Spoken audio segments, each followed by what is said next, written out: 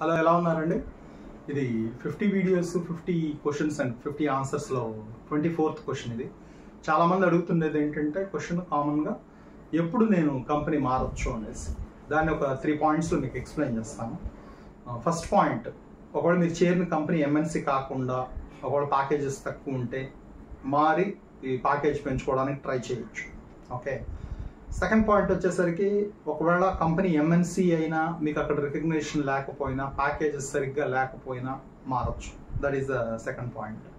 Third point వచ్చేసరికి, any organisation employee కూడా కంపెనీతో కూడా గ్రో అవ్వాలనుకున్నప్పుడు ఇంటర్నల్గా అప్ స్కిల్లింగ్ కానీ ఏదైనా స్కిల్స్ నేర్చుకునే అవకాశం ఇవ్వాలి. అట్లీస్ట్ డిపార్ట్మెంట్ చేంజ్ అయ్యే అవకాశం ఇవ్వాలి.